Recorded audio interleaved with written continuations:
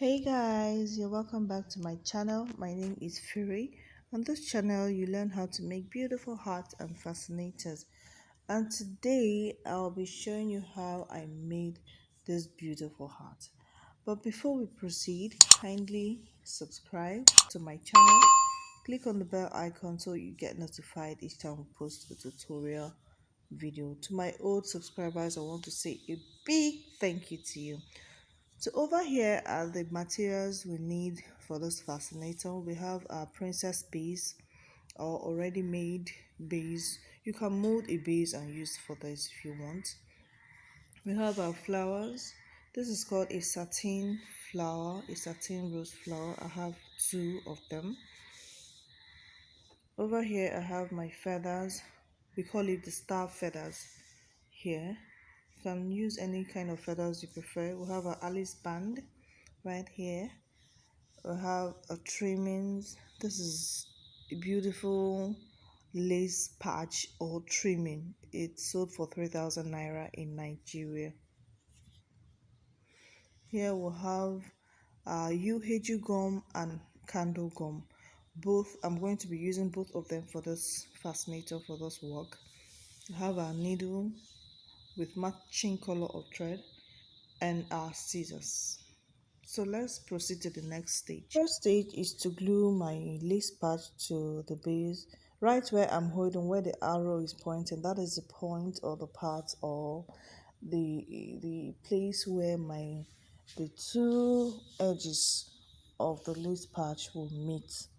Okay, so right from where I'm holding, I'm going to start applying my glue right there. Then we'll continue from there. So I apply my glue on it. I don't advise you use hot glue for this because it can damage the base. So UHG gum or any adhesive is just perfect. So I've applied my gum on my glue. Then I applied a little air. I blew in some air to it. This is very crucial if you're working with any adhesive. If you apply it on whatever you're working with, you have to make sure, give it a little time, blow in a little air to make sure it dries up just a little. It gives you a wonderful result. So I'm gluing it down to the base, and guys, I must say this was not easy since the item, the lace patch I'm not using it, did not come in a round form. It came straight, if you understand what I mean. So gluing it was not really easy, so I had to make sure to get the areas that were like, how will I put it? The areas that were uh, a bit popping up when I tried to take it round. So I had to make sure to apply my glue step by step at a time, glued it carefully and gently. Okay, pressing each part down so that it will glue very well.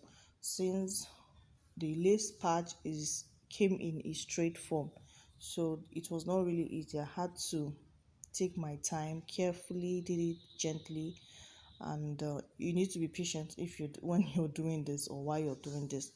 So I glued it round and round, applied my gum gently each step of the way, and right there we have it.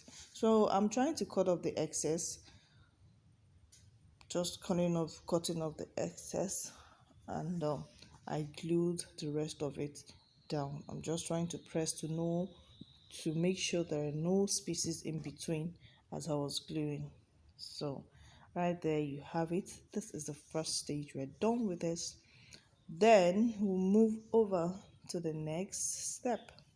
So the next step is to apply or fix in our feather, which I have here.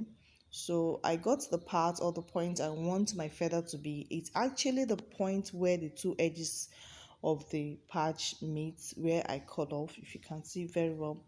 So what I did was to, first of all, I used hot glue on the feather. This is to enable the feather to stay still.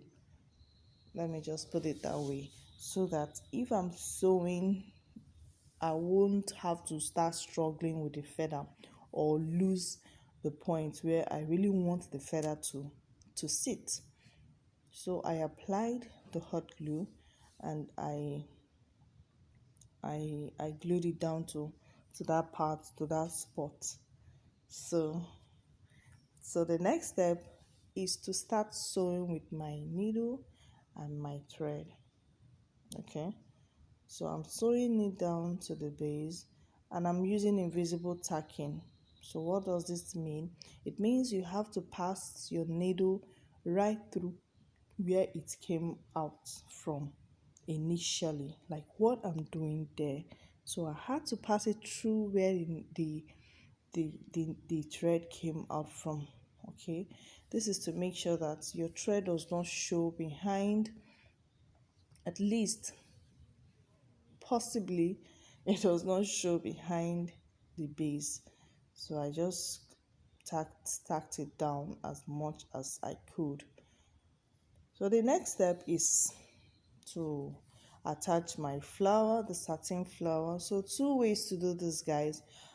If you want the rose to sit on the base, that is close to the feather on the base, that is it's coming on the patch, you have to, that means you need two roses. So that was what I did here. It sat on the patch. I did not glue it directly on top of the feather, if you understand what I mean.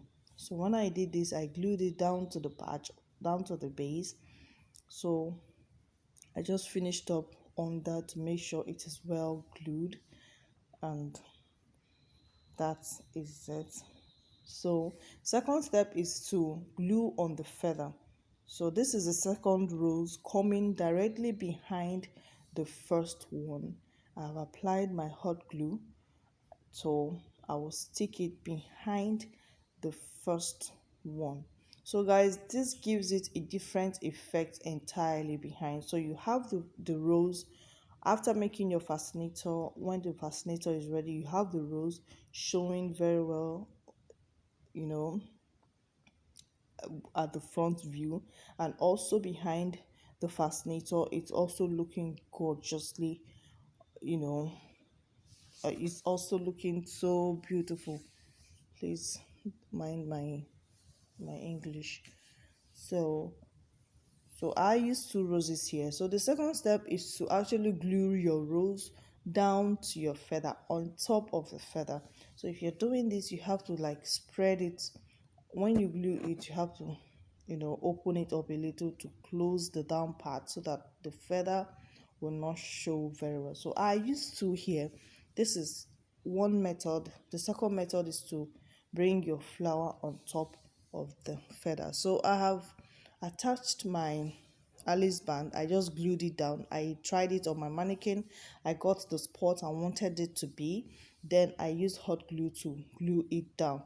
So next step, I got a felt fabric, a white felt fabric, and I covered that part. All right, friends, you can decide not to cover this, use the felt fabric since you use the hot glue.